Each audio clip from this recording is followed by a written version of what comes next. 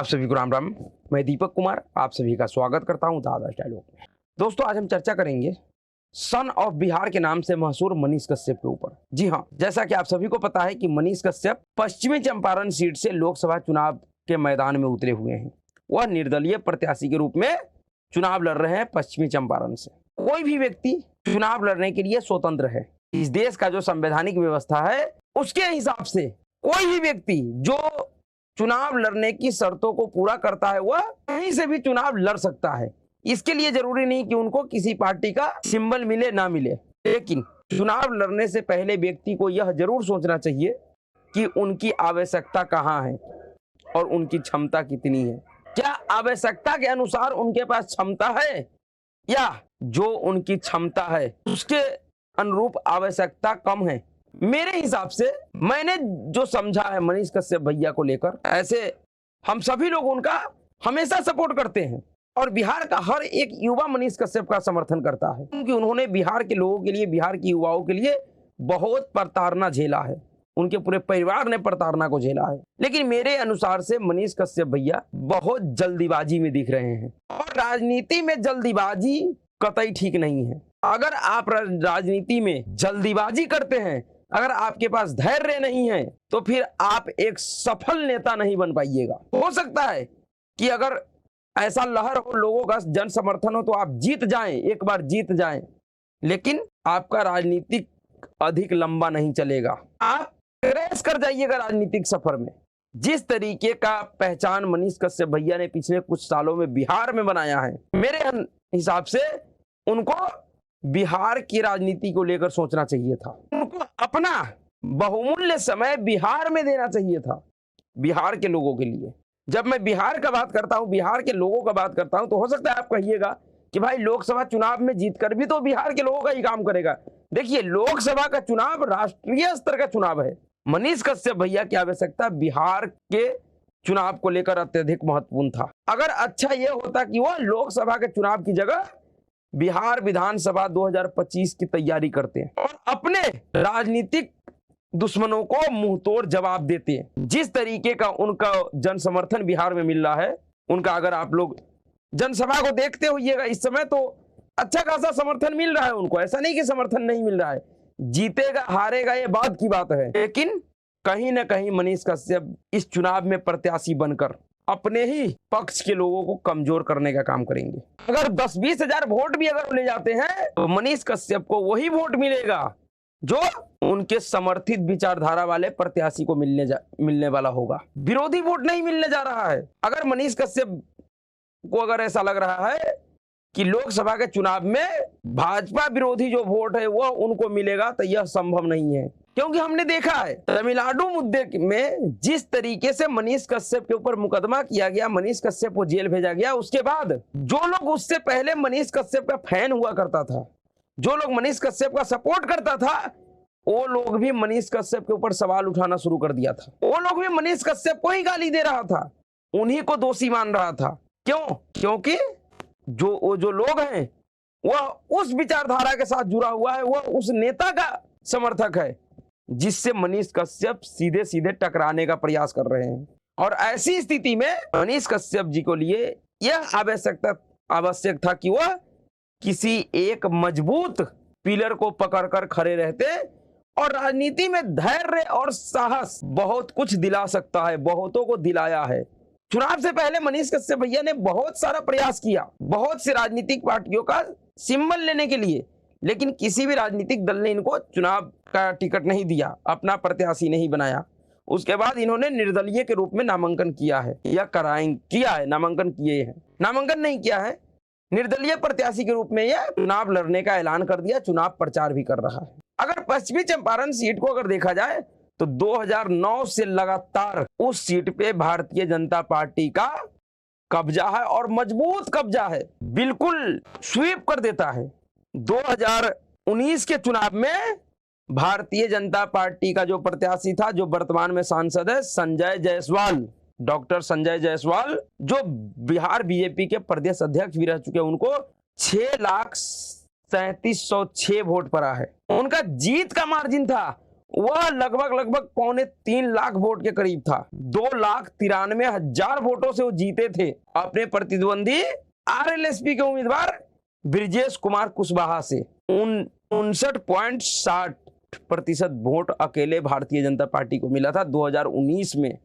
उस समय उसके बाद 2014 में भी डॉक्टर संजय जायसवाल को 43.43% वोट मिला था। 3,71,232 वोट मिले थे। जबकि 2019 में जदयू भी अलग चुनाव लड़ा था और आरजेडी भी अलग चुनाव लड़ा था, तब भी संजय जायसवाल को 4.25 लाख वोट मिला था।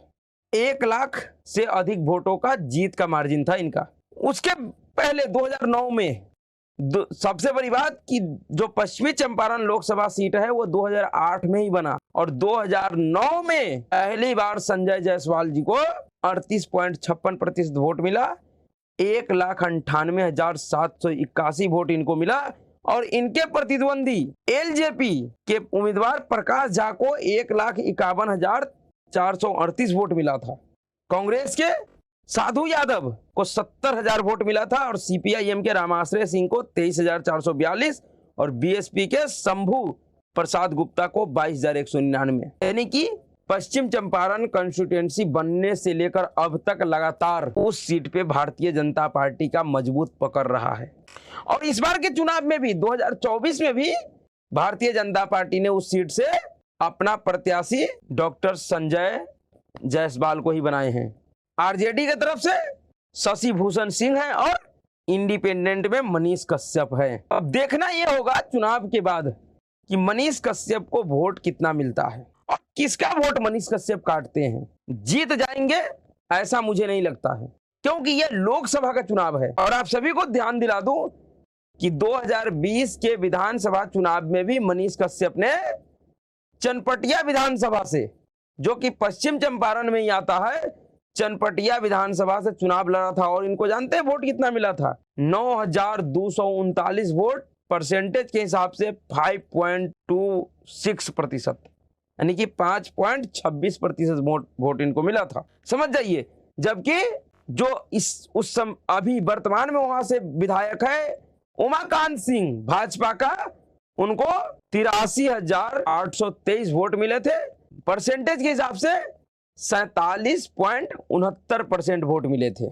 जबकि इनके प्रतिद्वंदी कांग्रेस का जो उम्मीदवार था अभिषेक रंजन, उनको 70,359 वोट मिले थे। तो समझिए, आप एक विधानसभा का चुनाव लड़ते हैं तो आपको वोट 9,000 मिलता है। जो जीतने वाले प्रत्याशी है उससे लगभग 9 गुना वोट कम आपको मिलता है और आप एकदम से लोकसभा के चुनाव में कूद गए। क्या यह बेहतर नहीं होता कि आप अगले विधानसभा के चुनाव में अपने इस 9,000 वोट को 90,000 में बदलते और एक मजबूत स्थिति को पहले पकड़ते, अपना सेवा पहले बिहार में देते, बिहार के उन क्षेत्रों के लोगों का आवाज बिहार विधानसभा में उठाते। मुझे लगता है, मैं एक बार फिर कह रहा हूं कि मनीष कश्यप जी राजनीति में बड़ी जल्दीबाजी में है और यह जल्दीबाजी राजनीति के लिए ठीक नहीं है। जिस तरीके से उनको राजनीतिक तौर पे प्रताड़ित किया गया, राजनीतिक विद्वेष के जरिए कारण उनको परेशान किया गया, उनको परिवार को परेशान किया गया, उन सब चीजों को अगर देखा जाए तो मनीष कश्यप जी का जो काम होना चाहिए वो बिहार की राजनीति को लेकर होना चाहिए। उनको पहले अपनी स्थिति बिहार के राजनीति में मजबूत करना चाहिए था। इस तरीके से उनका जो विश्वसनीयता है, उनका जो एक पहचान है, वह धूमिल होगा अगर वो बार बार हर एक चुनाव में इंडिपेंडेंट अगर खड़े होते रहेंगे और हारते रहेंगे।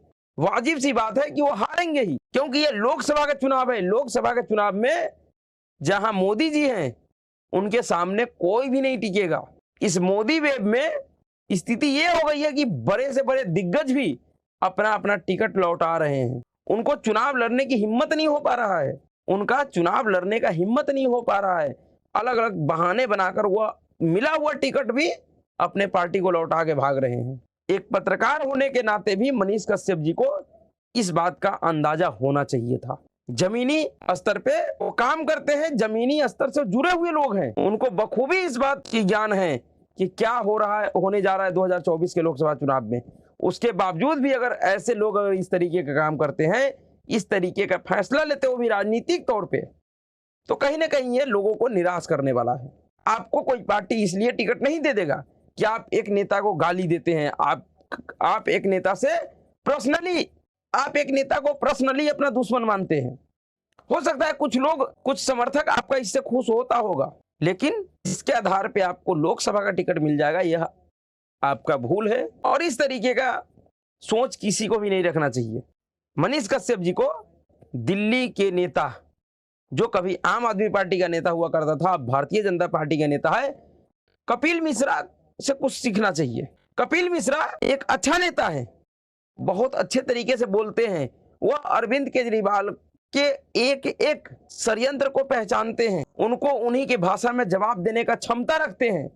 उसके बावजूद भी अगर भारतीय जनता पार्टी कपिल मिश्रा को टिकट नहीं दे रहा है या नहीं दिया है, तो इसके पीछे न पीछे कोई कारण होगा।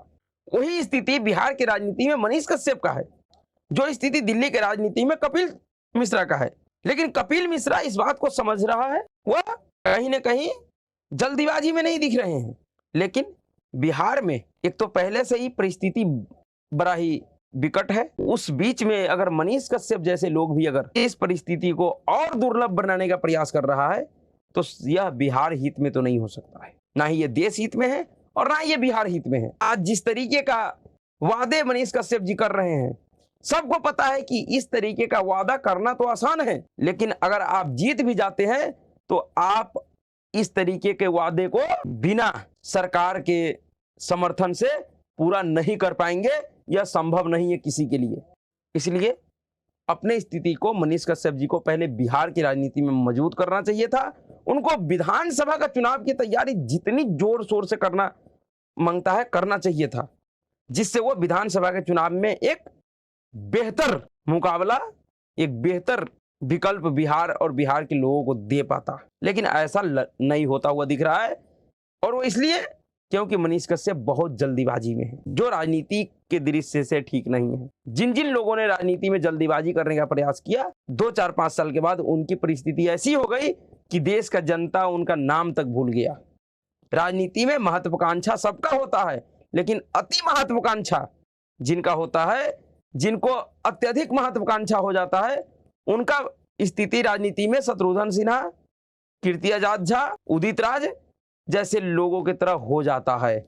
ये लोग भी अपने अपने टाइम के बहुत फेमस लोग थे, लेकिन आज आप इन लोगों का राजनीतिक हैसियत देख लीजिए तो इनका नाम तक कोई लेने वाला नहीं है।